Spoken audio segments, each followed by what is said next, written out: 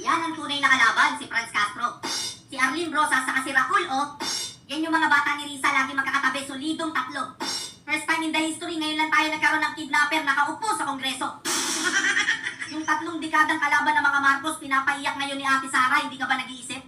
Palibasa kasi yung utak mo, mas makitid pa sa iskinitang masikip. Bakit ba kasi nakalaya to?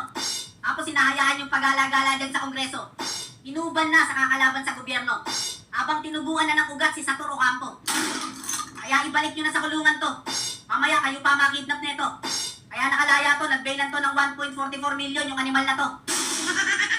Tapos yung pag-surrender ng mga to, ibig sabihin prank lang pala yan. Ano kayo, prankster?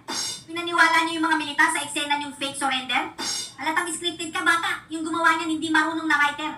Yung mga militar natin daig pang pumunta sa coffee shop tapos na biktima ng scammer.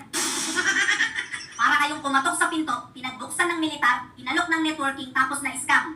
Yung tipong umorder ka ng boxer short sa online tapos granada yung laman. Basta sa mga rebelde, mahirap magtiwala. Gagamit ng 2 batang babae, akala mo tuloy legit, scam pala. Tinalo pa yung bolerong manliligaw na dinadaan sa matamis na salita. Yung strategy nila parang bagong labas na cellphone, upgraded na. Hoy mga bata, dyan sa presscon sinong niloko nyo? Buti na lang kamo na videoan ng NTFL Cup yung pag-surrender nyo. Kayong 2 siguro yung na-appoint dyan para umarte tapos magsukusukuan. Para kayong sumabak sa Star Magic tapos nag-audition sa actingan. Hoy, yung mga actingan nyo dyan, hilaw. Niloko nyo na yung militar, niloko nyo pa yung PAW. Sa itsura ni Lieutenant Colonel de la Cruz, munti ka na mapaget, out. Kaya kawawa kang bata ka. Hindi ka lumalaban para sa bayan, lumalaban ka para sa kanila. Sana pag nagkaanak kayo, dun nyo ma-realize. Kasi nakikita ko sa mga mata nyo ngayon, para kayong na-hypnotize. Imbis na mag-aral kayo, swak kayo sa rehas. Kaya nga hindi kinakalawang yung bakal dun, kasi maraming umihimas. Kung sa school, mamimili ka ng course, sa loob, mamimili ka ng pangkat. Kung sa school, inaangat mo yung watawat, sa loob, aangat yung puwet mo pag pinalila ka ng 4. Hindi ka pwedeng magsisi dahil pinili mong daanan yun. Imbis na natutulog ka sa bahay mo sa malambot na kutsyon, sa loob, matutulog ka sa buyon. At kung sa labas, hindi ka mapatino ng magulang mo, sa mayora mo sa loob, titino ka dun. Kung sa labas, masarap ang kinakain mo, sa loob, kakain ka ng rancho. Kung sa labas, matigas ang ulo mo, sa loob, palalambutin niya ng bastonero. Ano ba kasi kayo, totoong surrender? O nagbago isip kasi tinakot ng mga rebels? Hindi na kayo naawa kay Atty. Acosta, nagkakaroon ng wrinkles. Sila yung pinag-aaral ng gobyerno, ang kakapal ng mukha. Ang daming gustong mag-aral dyan, yung scholarship nyo, mas karapat dapat sa iba. Mukha lang palang tinakot, pero nung paglabas dyan, bayani pa sila. Nakita nyo kung sino yung katabi? Si Arlene Rosas ng Gabriela, pinoprotektahan yung mga rebel. Gagawa ng aliwaswas yung mga bata niya, siya yung taga-settle. Tingnan nyo, may bitbit pang placard, kabataan party list ni Raul Manuel. May paiyak-iyak pa sa house hearing, nakakagegel. May paiyak-iyak ka pa, hudas ka. Yung iyak mo, walang luha, wisit ka, hindi ka nakakahawa.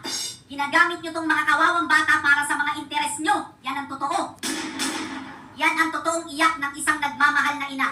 At hindi ganyan, peking malasakit, concern-ng plastic ka.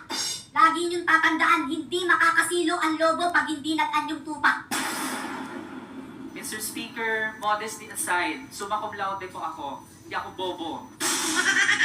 E di ikaw pala si Raul Manuel, estudyante ng UP, taga Iloilo na summa cum laude. Representante ng Kabataan Party List, batang-bata, may edad na 29. E di ikaw yung congressman sa umaga, rebelde sa gabi. Sa mga nare-recruit mong bata, putik, mas marami lalaki. Daig nyo pa yung baklang nakatambay sa kanto tuwing simbang gabi. Ang ganda ng pangalan, Kabataan Party List. Nambibiktima ng bata tapos dinadala sa kalye. Target nila yung mga mahihinang klase. Madalas nilang mabola yung mga scholar sa klase. Sila yung nagsusunog ng kilay, nagsusunog din sa kalye. Mahihina yung kapit, madaling bumitaw, dating sumusulat sa kanan, ngayon kaliwete. Nagsasayang ka lang ng tinta sa eskwela, diyan ka rin pala sa sali. Para kang umakyat sa marupok na puno tapos yung sanga na bali. Kabata-bata mong tao, daig mo pa yung pamilyadong tao, miski gabi lumalagarin. Kasi balak uli nilang magpalakas, balak magparami. Tapos yung mga bata mo, sinusuotan mo ng damit pambabae. Kamukha neto yung kumanta ng Tats May Bare. Kunyaring matatapang, alam mo kayang ngumuya ng bubog. Ang iingay sa kalsada, ang lakas mambulabog. Tanga, hindi tayo magkakaintindihan kahit mag-usap pa tayo ng Tagalog. Kung mapapansin nyo, aktibong-aktibo sila ngayon. Hindi daw siya bobo, akala mo lang yun. Maniniwala lang ako pag yung Saba kaya mo nang banggitin ng maayos yun. Binawin na daw natin yung Saba. Sila yung kontra-confidential fans ng OVP. Ang gagaling magdrama tapos papalakasin uli yung CPP. Kung matalino ka, hihikayatin mo yung mga kabataan mag-ROTC. Hindi yung paglulutuin mo ng champurado tapos sasama mo sa rally. Kung summa cum laude ka, nakakahiya ka. Hindi mo na nga dapat sinabi, pinagmalaki mo pa. Tapos bayani daw yung may hawak ng tarpaulin tapos walang espada. Tanga, walang useresa lang nakipaglaban sa kalsada. Summa cum laude. Hoy, kung nakatapos ka, nakatapos din kami. Ako, katatapos ko lang kumain. Si Bolja, katatapos lang kumain. Yung lumabas ka, mukha mo eh. Tapos sasabihin mo, hindi ka bobo? Eh di nabobobo ka lang. Kung hindi ka tanga, nang tatanga ka lang. Yung pagiging summa cum laude, sa'yo na lang. Hindi namin pinangarap maging summa cum laude kung magiging rebelde lang. Makabayan daw kuno na tagabulag ng mata. Bubulungan sa tenga, mga kawawang bata. Itatatak sa isip, araw at gabi. Nakakampi ang kalaban at yung kalaban ay kakampi. Ben, tama na Ben. Bibilugin ang ulo, pagugulungin sa bundok. Mapapabaong ka ng katol, panlaban sa lamok. Tuturuan kang mag-diet, pati lumundag sa putok. Pag wala ka ng pakinabang, ibabaon sa bundok. Uy Ben, tama na. Yung ballpen mong hawak, papalitan ng baril. At papalitan rin ng granada, yung hawak mong papel. San Marino Corn Tuna. Favorite po namin itong pampalit sa meat. Switch na!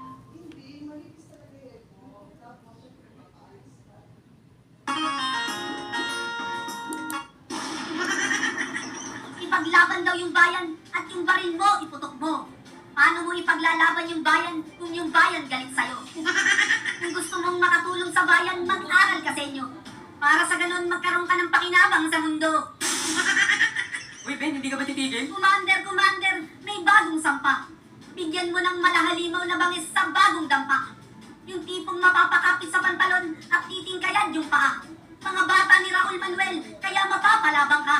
Yung hirap o sarap, pagsabayin mo na. Kung yung nanay mo lumuhod sa'yo, kay Commander luluhod ka. Pag sinabi ni Commander, kiss mo to, wala kang magagawa kundi kikis mo siya. Yung saba na tinutukoy nito, baka nandun sa bundok. Ngayon ka lang makakakita ng caliber na walang sound yung putok. Ano ka ba Ben, hindi ka ba titigil talaga? Bago ang lahat, tumabi ka. Hayaan mo akong magsalita, wisit ka. Punong-puno ng galit at balot ng pagnanasa. Tila wala na kayong pinagkaiba sa mga komunistang tekwa. O bata-bata, magising-gising ka. Hanapin mo ako, sasampalin kita. Hindi ng kamay, kundi ng salita. Ipapamukha ko sa'yo na nagkamali ka ng kasama. Sana'y makalampag ang tulog na kaisipan. Bulabugin ang utak sa tulang pandiinan. Sa mga bagong maglalakbay na pasibol na kabataan. Huwag niyong papasukin ang mundong di niyo alam. Mag-ingat sa pipiliing buhay na timplado ng kapusukan. Dito mo mapapatunayan na hindi lang pala eskwela ang dapat mong pag-aralan. Kung sa school, lesson muna para makapag-test ka. Sa tunay na buhay, test muna para magka-lesson ka. Kaya bago ka sumuway sa magulang mo, tiyakin mo muna na kaya mo nang tumayo mag-isa na walang sinasandalang kasama. At higit sa lahat, kaya mo nang sumalo ng problema. Ang totoo sa pag-aaral mo, sila ang sagabal. Sunod-sunuran ka parang aso sa pinuno mo, ikaw ang kawal. Sira na buhay, sira pa ang pag-aaral. Tapos magmamalaki ka sa magulang mo, hindi mo pa nga kayang bumili ng sarili mong salawan. Kaya kung nagkamali ka bata, magbago ka. Handaan mo may pagkakataon ka pa para ipakita sa mga tao na hindi sa lahat ng pagkakataon mali ka. Hindi lahat ng tulang naririnig mo patama. Sadyang natatamaan ka lang kasi tama. Mahilig pa magpa-victim yung mga yan. Feeling ape, feeling kawawa. Pero ang tunay na mga biktima rito yung mga bata. Kayo yung party list na Communist Party na tinatag noong 1968 pa. Isa-isahin natin para masaya. Bayan muna. Anak bayan. Kabataan. Anak pawis. Adamay. Teachers. Kilusang Mayo 1. Kilusang Mambubukid ng Pilipinas. League of Filipino Students. Atribu. Partido Manggagawa. At yung partido nito, Gabriela. Ginawa kayo ni Joma para maging political force laban sa gobyerno ng Pilipinas. Gagamitin niyo yung mga kawawang estudyante, manggagawa, magsasaka para gawing armas. Lalasunin ang isip sa pamamagitan na nangyayaring krisis sa Pilipinas. Itatatak sa isip ng tao, inaapi tayo ng gobyerno para yung galit ng mga tao tumaas. Ikaw naman si Uto-Uto naniwala tapos nagaklas. Silang tatlo yung nasa loob, kayo yung nasa labas. Tapos tutulungan nyo sila. Pinadali nyo lang yung trabaho nila, sarap nyo hambalusin ng fluorescent. Ipasyal sa Taguig tapos ihulog sa tenement. Tama yung boss nyo. Hindi kayo magtatagumpay pag walang alyansang bubuuin. Kailangan may armed wing sa political wing. Yung mga tangang to, yung armed wing. At yung tatlong to, yung political wing. Susupalpalin natin to. Paano? Kung paano sinupalpal ni Jordan si Patrick Ewing. Ang kanilang kilusan ay parang isang mandirigma na may kalasag at armas. Ang utak, ang CPP, o ang Partido Komunista ng Pilipinas. At para mapabagsak nila yung gobyerno at yung mga tinatawag nilang burokratang kapitalista, gumagamit sila ng armas o puwersa. Yung mga tangang to, ang armas, ang puwersa. Sila ang armadong nakikibaka sa mga militar at kapulisan. Sila ang mga nasa bundok, sa bukid at kanayunan. Sila ang nag-oorganisa ng mga magsasaka, magbubukid at mangingisda upang mabuo ang organong kapangyarihang pampolitika. Ang Partidong Komunista ay meron ding kalasagyan na nagbibigay proteksyon sa armadong kilusan. Ang may simbolo ng armas, ang nasa red area. At ang may simbolo ng kalasag naman, ang white area. Ang white area ay yung mga nasa syudad, purok, urban, at mga kabisera. Kabiserang hindi natatapakan ng mga armadong kilusan nila. Ang National Democratic Front ang kumikilos sa white area. Sila yung paboritong pitikan ng kamera ng mga media. Kaya may simbolo silang kalasag, tagapagtanggol para hindi halata. Gagawa ng fake surrender yung mga rebelde, tapos sila yung tagasangga. Pepekein yung pagsuko para yung mga militar masira. Meron sa Senado, meron din sa Kongreso. Tapos sasabayan ni Renato. Naglalabasan pag ginagisa ng keso. Yung Gabriela, ayan o, kasama yung NDF consultant na si Loida Magpatok. Paborito nilang isulong. Pistok. Sinusulong nila yung pistok para gawing muog para makasilong. Kakapistok na ito, ayun, nakulong. Yan, kasama ng Gabriela yan. May kasong murder, may reward na 500,000. Bukod sa leader ng NPA, nag-positive pa sa COVID yan. Nandyan din ang White Area Committee. Sila yung tinatawag na tambaloslos at kabatiti. At sila ay nagtatayo ng legal na organisasyon sa bawat sektor ng lipunan. Tulad ng unyon ng mga manggagawa, surong publiko, kawani ng gobyerno, operator at jeepney driver, urban poor, mag-aaral, kababaihan at marami pang iba. Nagtatayo din sila ng taktikal na alyansa sa mga partido politikal na katulad nila. Sila yung nagsusulong ng kilusang welga sa anay ng mga manggagawa, sa walang tigil na protesta sa aksyon masa at mainit na pambansang issue ang gamit nila. Sa gawain ng White Area Committee na pag-aalab nila ang galit ng mga mamamayan at doon lumalakas ang suporta sa armadong pakikibaka na inilulunsad nila sa kanayunan. NPA ako. NPA ako. NPA ako. Ganon. Si Ben Baruban naman ako, bakit? So, NPA kayo. Sino bang demonyong nag-recruit sa inyo? Kasi sa mga tabas ng dila nyo, parang proud pa kayo. Kulang na lang pati kapitbahay nyo, i-shoutout nyo. Hoy, sinong nagsabi sa inyo maglaro kayo dyan? Pati impyerno ginawa nyo palaruan?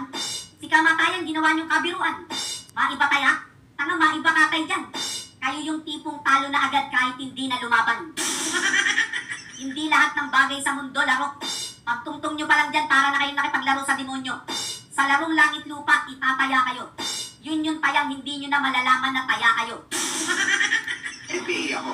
Alam ko. Eto, NPA rin ba to? Saka to, saka to, saka